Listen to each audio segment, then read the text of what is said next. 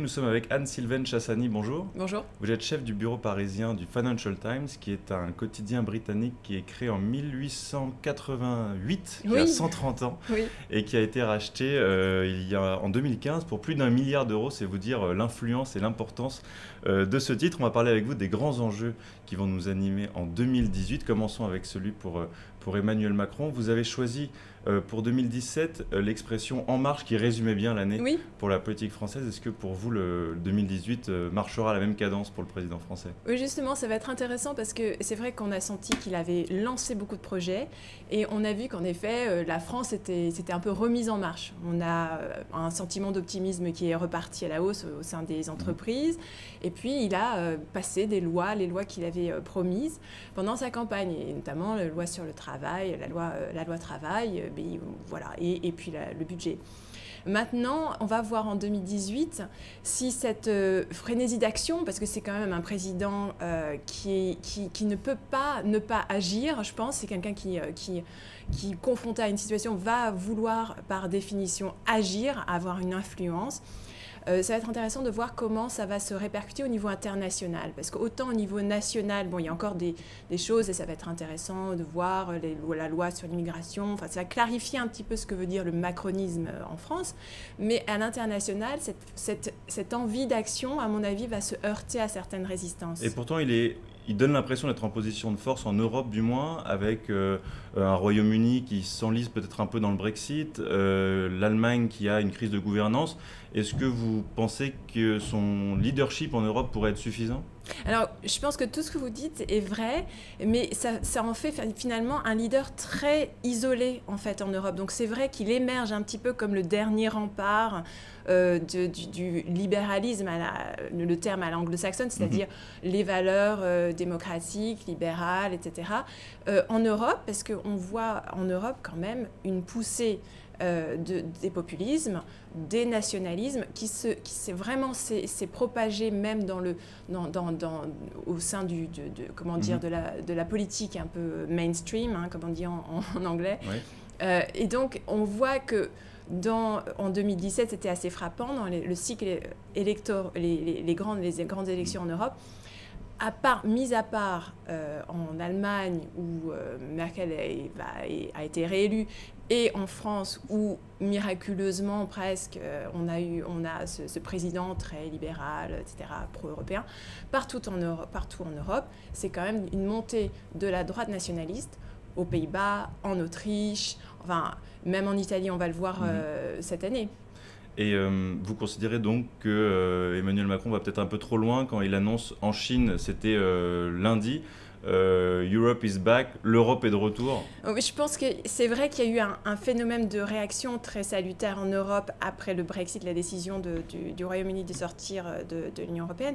Mais maintenant, pour relancer cette Europe, pour la refonder, comme il le dit, on voit qu'on assiste à beaucoup de résistance et cette montée des nationalismes populistes en Europe va forcément avoir des répercussions sur la politique, sur cette refondation européenne. Est-ce que ce ne serait pas un peu de la communication à l'ère nouvelle qu'est l'ère Trump? C'est-à-dire on martèle un message 100 000 fois pour essayer qu'un jour il arrive à nous convaincre?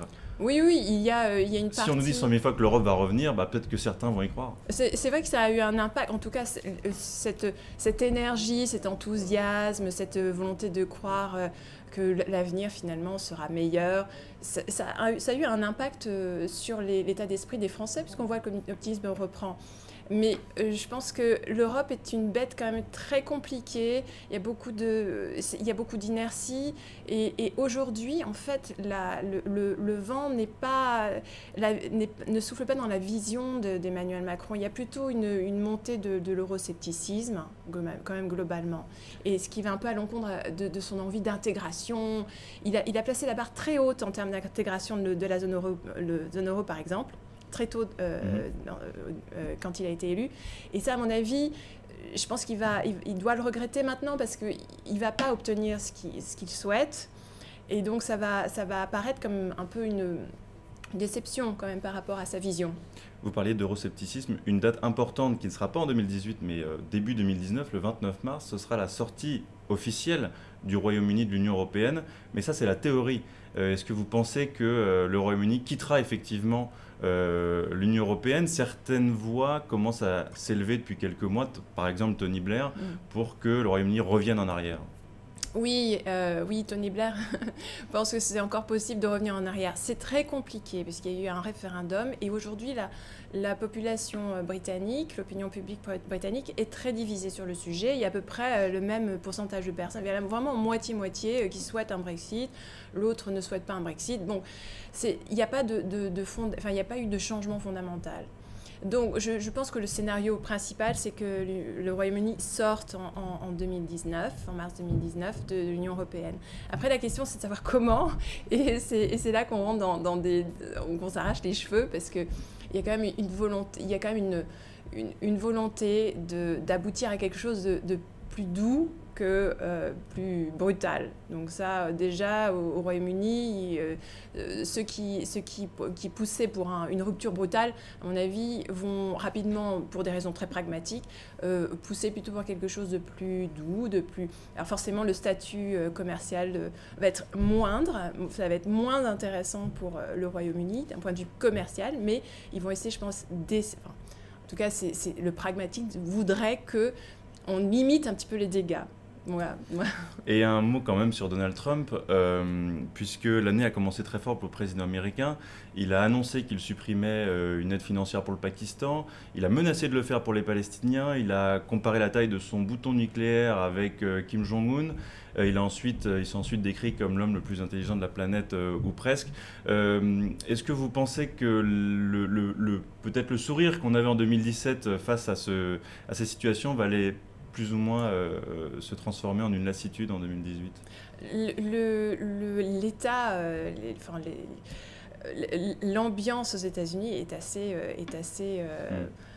fascinante et quand même très incroyable. Alors, vous n'avez pas parlé de ce livre qui vient de sortir, oui, et qui est... Parce que je vous annonce tout ça, nous sommes que le 9 janvier. Voilà, c'est ça. Et c'est vrai qu'à mon avis, ce livre de Michael Wolff, sur les premiers, la première année de mandat de Donald Trump à l'intérieur de la Maison-Blanche, va avoir des répercussions dont on n'a pas encore bien mesuré les effets. Il y a quand même, on sent que s'installe l'idée que le président n'est peut-être pas capable de gouverner, d'être président. Et il y a de plus en plus de voix qui s'élèvent sur un possible impeachment, etc. Bon, est-ce que ça va avoir... on verra. Cette année, moi, à mon avis, est très critique pour ça. Et à côté de cela, on ne peut pas lui en faire le procès d'ailleurs. Il se vante, il se targue d'avoir un bilan économique très bon. Les États-Unis, tous les indicateurs économiques sont plutôt au vert. Il n'a pas l'air particulièrement menacé pour les mi-termes, et certains même estiment que pour 2020, il serait encore un candidat possible. Oui, mais c'est l'aspect un peu surréaliste de la politique américaine en ce moment. C'est-à-dire qu'on a un parti républicain qui soutient en fait de facto ce président, oui, avec toutes ses failles. Politique. Par réalisme et par politique, tout à fait. Eh bien, merci beaucoup Anne-Sylvaine Chassani, et nous on se retrouve très vite sur Le Figaro.